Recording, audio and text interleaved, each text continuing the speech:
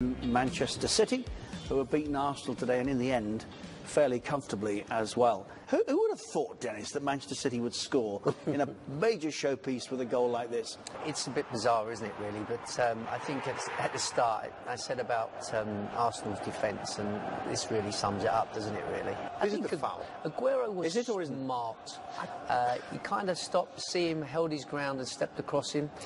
Yes, I suppose it is a foul. Yeah, but obstruction. You see, he's smart. I think if you want to sanitise the game right now, and we're talking about VAR, I think if the VAR referee sees that, he has to give a free kick. Well, Andy, he has to see it. Right? Now, if he just stands his ground, then we get that. You can actually see that he looks for him, and then he moves across into Mustafi's line. That, to me, is a deliberate... Watch him now. Look, there he goes. Now, stay there. No. Has a look. I'll take him out. Now, I think it's great play from Aguero, right, what he's done there, because he knows Mustafi's on the wrong side. But did he step to the side to block him? Yes, he did. So for me, if a VAR is going to do anything, if we're going to sanitise it to that extent, then he surely must call the referee and say, by the way, that's a free kick. Does that, by our official today, fall into the category of clear and obvious error? Because if it does, it should be referred, surely. Oh, really? But was Juan Mata's disallowed goal a clear and obvious error? No. I think you're missing a point as well. Mustafi's defending was appalling. Yes. But that can't affect the judgment of the video assistant referee.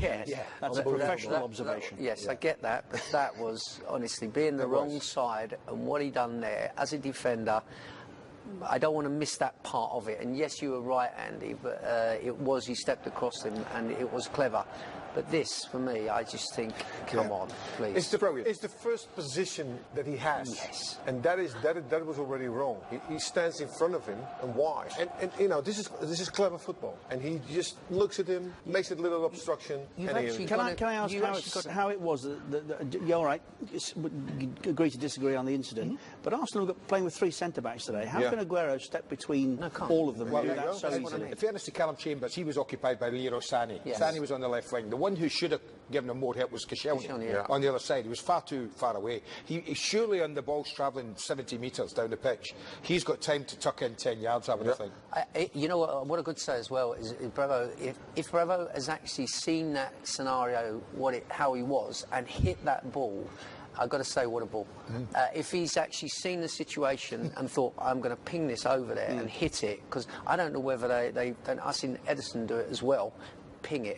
And whether or not they work on something like that, whether or not it was, I've got to say, it was a fantastic ball if he meant it, but I've got to say, Mustafi's defending, and it was awful. Well, Wenger was plainly unhappy. I think that was the reason for the debate with Pep Guardiola. It's a company's goal. But how can that happen at that level? Why are Arsenal unaware that that's... It's not the first time we've seen it, is it? That that's a possibility. I think if you study the opposition, it's like when they're quite smart, I think, in the way they are. You see the Cardiff goal, De Bruyne scored when he knew that the wall would jump and he just slid it underneath. So the people that actually study it and give them the information, I think, is great. They're doing the homework on all the teams, and you can see that. They've done a little overload, they've dragged a couple of them in, and they know that the edge of the box is free. Their work, Dennis, as they did against Cardiff, but Arsenal haven't. No, they haven't, and that's down to individuals as well, but it's also down to someone actually showing them, because what they've done, they've sent two out, and sending two out takes one of the midfield players that are on the edge of the box away, and that's how smart they were, because that was the key to it. Now, if he comes out... Can we see it again, and maybe you can explain what you're talking about to us? Because they also do zone marking, and that is... I hate that zone marking, because if you get a high ball in there, you can't jump either. And I think they did it on purpose, like you said. Well, he drags him out because this midfield player comes. See, that's Ozil on the edge of the box with David Silva. That's what you're saying. And what he's done, David Silva's walked out there to go two, and he's dragged him out of the area where he should be. Because if you're a midfield player, you'd be sitting, basically, you'll be 5 yards deeper and stopping that ball. Ozil should be deeper and stopping it. Surely, I mean, we've all played. One of the others.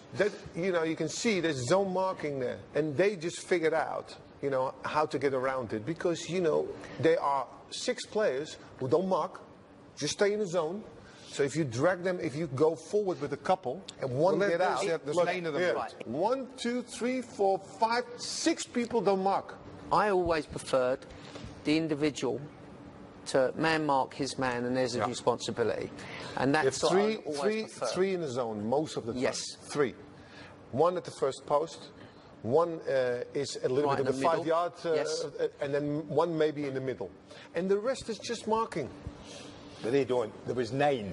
9. And you have 2 Arsenal on the edge of the players box. But, in that penalty area, marking Ozil 3. did not do his job properly as Man well. City. No. See, He had I to don't drop understand into... about that is in Steve Bold they've got an assistant to Arsene Wenger who knows everything and more about defending. He was one of the best. Exactly. Why is that happening? Well, I don't know. We don't know how Steve does, whether the input Steve Liverpool gives. does it also. But Dennis talked about it. You said it earlier. Every team will know. We all know now that they hardly throw in a corner, Manchester City. Yes. They normally play every corner shot. Yeah. So why do you need 9 players marking zonally against a team that doesn't put anyone in there?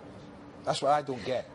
And what happened before then, you see, De Bruyne was ready to go. They are all ready. They're all ready to go for the quick... How many times they catch people up by just putting the ball down and playing? Because they are all alert. But a lot of the Arsenal players, they've gone asleep. And you look at Ozil, as the situations happen, he's actually got his back to De Bruyne, who's taking the corner. Yeah. He went over Silva, he went with him, Silva then come away, and instead of dropping into here and protecting that area, he turned his back and walked, and he just plays that into there, past him. Now, he should have actually gone into the near post space, and what he would have done there, he would have protected 2 positions, one in going out with Silva and one in that, and stopping that from happening. He's in a half position he had to put himself, but he didn't, and that's where he made the mistake, and that's where they've made a lot of mistakes, and it's disappointing for on purpose. This is a goal on purpose. Any arguments that Sonny there is in No. Ospina's way? No.